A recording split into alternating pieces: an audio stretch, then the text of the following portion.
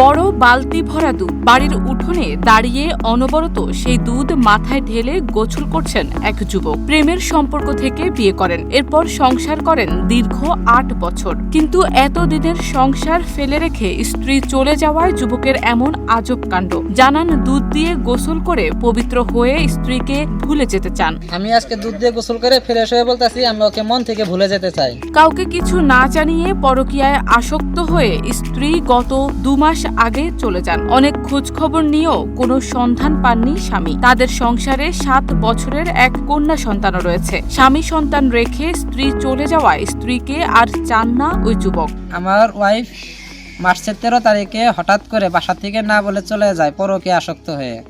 তো আমি তার জন্য 2 মাস ওয়েট করছি যে সে আমাকে ফোন দিবে বা যোগাযোগ করবে, আমার কাছে আসবে বা আমি তাকে গ্রহণ করব, কিন্তু সে আসে নাই। তাই আজকে আমি দুধ দিয়ে গোসল করে ফ্রেশ হয়ে নিলাম। এই কারণেই আমার সেই বউ যেন আমার জীবনে আর না আসে, আমি তাকে আর গ্রহণ করতে চাই না।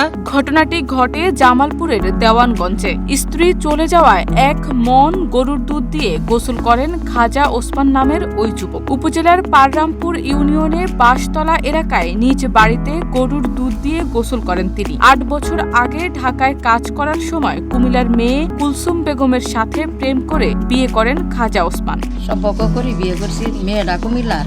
আমাকে না কয়ে করছিল, 7 বছর ঘন সংসার করে খেলো। এতদিন ভালোভাবে করে খেলো, কোনো সমস্যা করে নেই। 7 বছরই আমার নাতিন এক নাতিয়ে ভোট করি চলে গেছে, আর খোঁজ খবর নেই। এদিকে স্ত্রী কুলসুম বেগমের বাবা আসাদ মিয়া জানান, তার মেয়ে কোথায় আছে এখনো পর্যন্ত কোনো খোঁজ খবর পাননি। এ বিষয়ে থানায় অভিযোগ করা হয়েছে বলেও জানা যায়। শারমিন নিশু, ঢাকা পোস্ট।